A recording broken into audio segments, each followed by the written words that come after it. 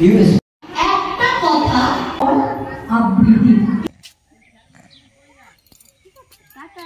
রাধে রাধে আমার প্রিয় পরিবার, আজকে হচ্ছে 25শে বৈশাখ আর আজকের ভিডিওটা আমি এখান থেকে শুরু করছি। আজকে আমি আর আমার ঐশিক যাচ্ছি একটা প্রোগ্রামে। কিসের প্রোগ্রামে যাচ্ছি সেটা সবাইকে জানাতে থাকবো ভিডিওর মাধ্যমে। তো তোমরা তো আজকে যেহেতু 25শে বৈশাখ, সকালবেলা ঘুম থেকে অনেক সকালেই উঠতে হয়েছিল, তখন প্রায় 4:30 বাজে। আমি 4:30টায় উঠে সকালের কাজকর্ম সেরে রেডি হয়ে গিয়েছিলাম। তারপর বৈদিককে উঠিয়ে দিয়েছি সকাল 6টার সময়। তো বৈদিকের চোখে মুখে তখনও ঘুম লেগেছিল। এখানে দেখতে পাচ্ছ আমার মাকে আমি বৈদিককে দিয়ে যাচ্ছি, কারণ অনুষ্ঠান করতে গেলে মায়ের কাছে ও ভালো থাকে। একটা মানুষের কাছ থেকে শুধু ভালোবাসা পাবো বললেই হয় না, তার স্ট্রাগেলে তার সঙ্গ দিতে হয়। তো আমার মা আমার স্ট্রাগেলে ভীষণভাবে সঙ্গ দেন। জীবনের প্রতিটা জার্নিতে তাকে যেভাবে আমার জীবনে পেয়েছি তা সত্যিই হয়তো বলে শেষ করা যাবে না। আজ আমার গন্তব্যস্থল ছিল খুজুটিপাড়া। সেখানে রবীন্দ্র জয়ন্তী উপলক্ষে একটি অনুষ্ঠানের আয়োজন করা হয়েছিল এবং সেই রবীন্দ্র জয়ন্তী উপলক্ষে অনুষ্ঠিত হওয়া আবৃত্তি প্রতিযোগিতায় আমি বিচারক হিসেবে সেখানে গিয়েছিলাম। এবং আজকের এই অনুষ্ঠানের অভিজ্ঞতা ভীষণই ভালো। এটি একটি মডেল স্কুল বা পাবলিক স্কুল বলতে পারেন। এই মডেল স্কুল বা পাবলিক স্কুলে অনেক বাচ্চারা পড়াশুনো করে। নিম্ন মধ্যবিত্ত ফ্যামিলি থেকে বিলং করা যে সমস্ত শিশুরা সেখানে পড়াশুনো করে, তাদের মধ্যে যে প্রতিভা দেখলাম খুবই ভালো লাগলো। তো আমি আর আমার বড় ছেলে ঐশিক দুজনে মিলেই আজকে খুজুটিপাড়া গিয়েছিলাম।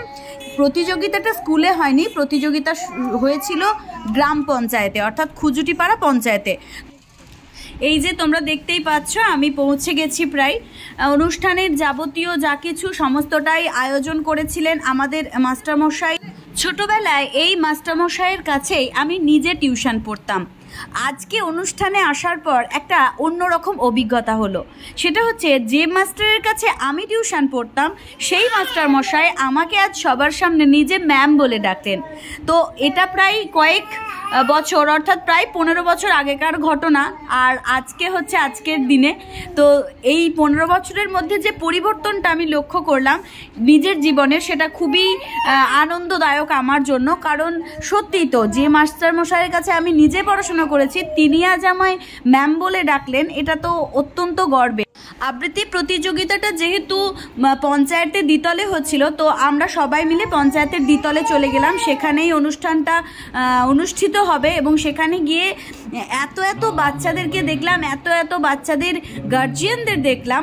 দেখে সত্যি আনন্দে মনটা ভরে গেল যে এখনকার দিনে মানুষের মধ্যে যে সাংস্কৃতিক বোধটা জন্মেছে সেই বোধটা কিন্তু কিছু বছর আগে পর্যন্ত এতটা ছিল না। তো খুব ভালো লাগছে যে মানুষ তৎপর হচ্ছে বা মানুষ তৎপর হয়েছে।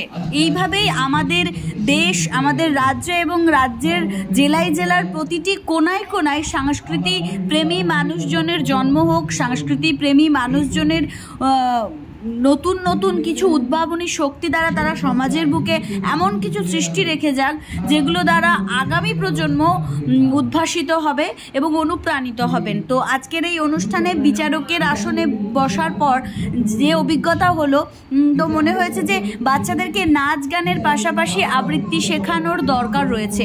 কারণ তাদের মধ্যে যে খামতিগুলো রয়েছে সেই খামতিগুলোকে প্রলেপ দেওয়ার জন্য বা ম্যানেজ করার জন্য একজন প্রশিক্ষক দরকার, যে মানুষটা একদম ভীষণভাবে গাইড করে সেই সমস্ত বাচ্চাদেরকে সুন্দরভাবে তৈরি করে দেবে।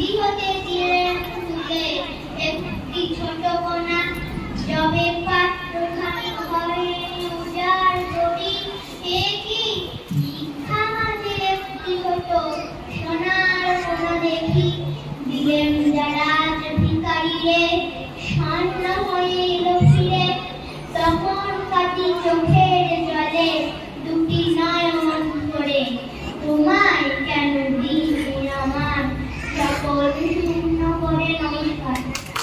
একটা কথা অনেক রকম ভাবে বলা যায়। এই যে আমি লাইনটা বললাম, এটাকে আমি 7 রকম ভাবে বলতে পারবো। দ্যাটস কল্ড আবৃত্তি। কিভাবে?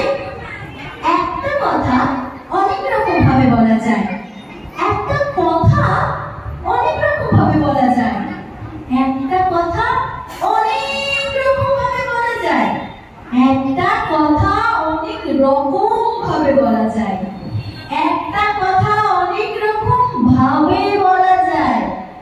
একটা কথা অনেক রকম ভাবে বলা যায়। বোঝা গেল? এটা হচ্ছে কথা বলা আর আবৃত্তি করার মধ্যে পার্থক্য, যেটা শেখানোর জন্যই একটা শিক্ষক বা শিক্ষিকা। আপনি আপনার সন্তানকে কবিতা শেখাতে পারবেন, আপনি আপনার সন্তানকে কবিতা বলা শেখাতে পারবেন, কিন্তু আপনি যদি প্রাতিষ্ঠানিকভাবে নিজে কবিতা আবৃত্তি না জানেন, সেই ক্ষেত্রে কোনো অভিভাবক ছাড়া বা পরামর্শক ছাড়া আবৃত্তি করা শেখাতে পারবেন না। কিছুক্ষণ আগে আমি আরেকটা রবি ঠাকুরের লাইন বলেছিলাম, কাল ছিল ডাল খালি আজ ফুলে যাই ভরে, বল দেখি তুই মালিক হয় সে কেমন করে। এটা একটা 4 লাইনের একটা কবিতা বা লেখা। এই কবিতাটা কবি 2 রকম ভাবে ওই বইটার পাতাতেই লিখেছিলেন। এক জায়গায় ছিল যেটা দ্রুত ছন্দে, এবং এক জায়গায় ছিল ওটাকে বলে লয়, ছন্দকে বলে লয়। সেটা পরবর্তীকালে গিয়ে শিখবে বাচ্চারা। কাল ছিল ডাল খালি আজ ফুলে যাই ভরে, বল দেখি তুই মালি হয় সে কেমন করে। এটা একরকম। কাল ছিল ডাল খালি আজ ফুলে যাই ভরে, বল দেখি তুই মালি হয় সে কেমন করে। এইগুলো হচ্ছে পার্থক্য। তো এই পার্থক্য শেখানোর জন্যই একজন অভিভাবক, যেভাবে ডান্সের শেখানোর জন্য একজন নৃত্যশিল্পী, যেভাবে গানের ছন্দ তার শেখানোর জন্য একজন সঙ্গীত শিল্পী, একইভাবে আবৃত্তির ওঠা পড়া, স্কেল, উপস্থাপন, বাচনভঙ্গির জন্য একজন আবৃত্তি শিল্পী। তো আজকে আমি একটা নিজের লেখা কবিতা আবৃত্তি করে আপনাদের ইউএসপি আমাদের যা বুঝতে পারি ঠাকুর মশাইকে দেখে আজ তিনি দেখছি আমাদের যারা শিক্ষিকা আছে বা আমাদের যিনি প্রিন্সিপাল রয়েছে, তার সঙ্গে যারা আপনারা রয়েছেন, যে এই অনুষ্ঠানগুলো করছি না এখনো অনেক জায়গা হয় না, তার জন্য কিন্তু খুব ভালো হয়। অনুষ্ঠান প্রয়োজন আছে, মানুষের প্রতিভা মানুষের মধ্যে আছে। প্রতিভা হচ্ছে জন্মগত এটা, জন্মের সঙ্গে সঙ্গে প্রতিভাটা জন্মগ্রহণ করে, কিন্তু একটু খুঁজে তুলতে হবে তাকে খুঁজে তুলতে হবে। এই রিসার্চগুলো বলি বাচ্চা বাচ্চা ছেলেগুলি, যদি তারা একটু উৎসাহিত করতে হবে যে তোমার ভালো হয়েছে, খারাপ হয়েছে কোনো সময় চলবে না, তোমার ভালো হয়েছে বলতে হবে যে তোমার ভালো হয়েছে, তোমার তাকে করতে পারে না। ঠিক এমনিভাবে যেহেতু উৎসাহিত করা যায়, তবে আশা করি তারা ভবিষ্যতে একটা ভালো কবিতা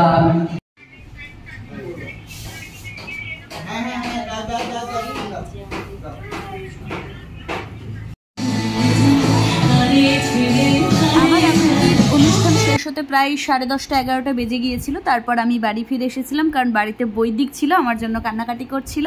তো আজকের অনুষ্ঠানটা কেমন লাগলো জানাতে ভুলবে না, আর আবৃত্তি তোমাদের কেমন লাগে সেটাও জানাতে ভুলবে না। রাধে রাধে, হরে কৃষ্ণা।